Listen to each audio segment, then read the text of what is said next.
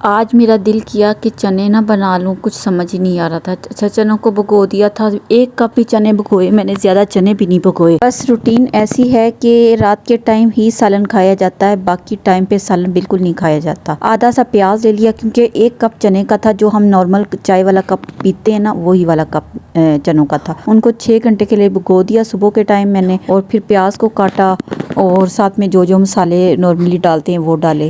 سالن اس لیے ہمارا استعمال نہیں ہوتا، صبح کے ٹائم سب آملیٹ کھاتے ہیں اور ایان اور دعا چائے کے ساتھ کھاتے ہیں، چائے پراٹھا یا چائے بریڈ، تو پھر باقی سارے آملیٹ پراٹھا یا آملیٹ کے ساتھ بریڈ، اسی طرح ہی چل رہا ہوتا ہے۔ تو سالن صرف رات کے ٹائم کھایا جاتا ہے، دن میں میں بھی نہیں کھا رہی، میرے ہسبینڈ بھی نہیں کھا رہے۔ ان کے لیے جو میں نے پنجیری بنائی تھی وہ کبھی کھاتے ہیں، وہ پنجیری بھی کبھی نہیں کھاتے، جو ڈائبٹیز والوں کی پنجیری، اور میں نے اپنے لیے بھی بنا کے رکھی تھی۔ اس کے علاوہ بچوں کا ہوتا ہے کہ بچوں نے صبح ناشتہ کرنا ہے، پھر اسکول چلے جانا ہے، اسکول سے آنا ہے، پھر آتے سار میں ان کے لیے کچھ نہ کچھ بنا لیتی ہوں۔ چنے میں نے بوائل کر لیے تھا، ان کی یخنی میں نکال لیتی ہوں، اکثر میری عادت ہے کہ ایسے ہی نکال لیتی ہوں ان کی یخنی، بس چھان لیا۔ اب اس کے اندر جو پیاز ٹماٹر وہ اچھے سے گھل جائیں گے تو مسالے وغیرہ ڈال دوں گی بیچ میں۔ مسالوں کے ساتھ ہی آئل ڈال دیا، آئل میں مسالے پکیں گے، چنے بھی پکیں گے اور ایک ان کی کچا پن دور ہو جائے گا، ساتھ میں جو بچی ہوئی یخنی تھی بس میں نے وہ ڈال دینی ہے۔ اور آپ لوگ چنے کس طرح بناتے ہیں ویڈیو کے کمنٹ سیکشن میں لازمی بتایا کریں۔ ویڈیو آپ کس جگہ سے دیکھ رہے ہیں، چینل کو لائک کے ساتھ سبسکرائب کر دیا کریں۔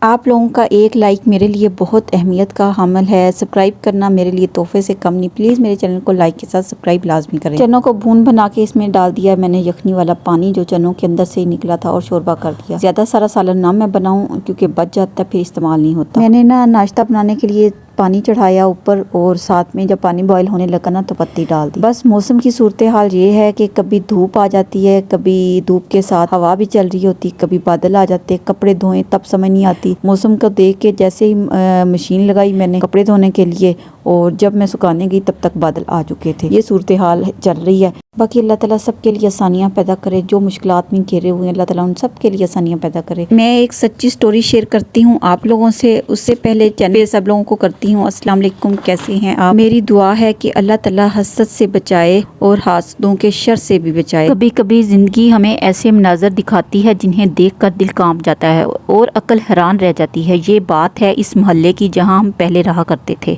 وہاں بالکل ساتھ والے گھر میں میری ایک بہت اچھی آنٹی رہتی تھی، ہمسائی ہی نہیں بلکہ دوست بن چکی تھی۔ کچھ دن پہلے ان کا فون آیا، آواز بھری ہوئی تھی۔ انہوں نے بتایا ان کی ساس کا انتقال ہو گیا۔ ہم افسوس کے لیے گئے تو باتوں باتوں میں انہوں نے کہا میرے ساتھ تو اس سے بھی بڑا حادثہ ہو گیا ہے۔ انہوں نے بتایا کہ جب ہم ساتھ رہتے تھے تب ان کی بیٹی ڈاکٹر بن رہی تھی اور آج وہ ڈاکٹر بن چکی ہے۔ اپنے کلینک میں بیٹھتی تھی، زندگی ایک خوبصورت موڑ پر تھی، لیکن اچانک ہاسپٹل کی چھت آ گری اور وہ بچی اس کے نیچے آ گئی۔ اور حیرت کی بات تو یہ تھی کہ وہاں جتنے بھی ڈاکٹر موجود تھے کسی کو خراش تک نہیں سوائے اس بچی کے، اور اسی لمحے سب کچھ بدل گیا۔ اس بچی کی ہپ بون 2-3 جگہ سے ٹوٹی، ایسی چوٹیں آئی کہ وہ یکدم بیڈ پہ آ گئی، وہ ہل بھی نہیں سکتی تھی، نہ ویل چیئر پہ بیٹھ سکتی تھی۔ ماں نے بتایا کہ ہم نے اس کا علاج بھی کروایا اور ساتھ ساتھ وظائف بھی کیے، اور پھر اللہ نے کرم کیا، فزیو تھراپی کروائی، اور ساتھ میں 3-4 مہینوں میں آہستہ آہستہ اب کھڑا ہونا سیکھا ہے دوبارہ سے۔ یہ سب سن کر میرا دل بہت رویا۔ ابھی اس بچی کی عمر ہی کیا ہے، مشکل سے 20-22 سال کی ہے، آگے جا کے اس نے ماں بننا ہے، پھر ایک گھر ایک خاندان کو سنبھالنا ہے، لیکن جو اس کے ساتھ ہوا وہ صرف ایک حادثہ نہیں۔ میرا تو دل ہی نہیں مانتا کہ محلے میں کوئی نظر لگا سکتا ہے۔ میں کہتی ہوں یا تو آپ کے کولیگ ہو سکتے ہیں یا آپ کے رشتہ دار ہو سکتے ہیں جو آپ سے جلتے ہیں، آپ کی کامیابی کو خاموشی سے دیکھتے ہیں، اسی لیے کہا جاتا ہے نا کہ اپنی خوشی کامیابی کو ہر ایک کو نہ دکھایا کرو، اور سب سے بڑھ کر اللہ کی پناہ میں بھی رہا کرو، کیونکہ نظر حق ہے اور حسد خاموشی سے سب کچھ بدل دیتا ہے۔ اللہ ہم سب کو حسد اور بری نظر سے محفوظ رکھنا، آمین۔ انسان اس وقت زیادہ ٹوٹتا ہے جب وہ سوچتا ہے کہ میں نے کسی کا کیا بگاڑا تھا۔ وہ بچی کسی سے مقابلہ نہیں کرتی تھی، کسی کو نیچا نہیں دکھا رہی تھی، بس محنت کر رہی تھی، اپنا مستقبل بنا رہی تھی، لیکن بعض آنکھیں خاموشی سے سب دیکھتی ہیں، نہ تعریف کرتی ہیں نہ برا کہتی ہیں، بس دل میں جلن یا حسد پال لیتی ہیں۔ اسی لیے کہا جاتا ہے کہ ہر کامیابی کو ہر شخص کے سامنے مت رکھا کرو، کیونکہ ہر دیکھنے والی آنکھ خیر کی نہیں ہوتی۔ سب سے زیادہ خطرناک نظر وہ ہوتی ہے جو قریبی ہو، جو ہر دن کی باتوں سے واقف ہو، جو آپ کی خوشی کو اپنی کمی سمجھ لے۔ بس یہی وجہ ہے کہ اکثر بڑے حادثے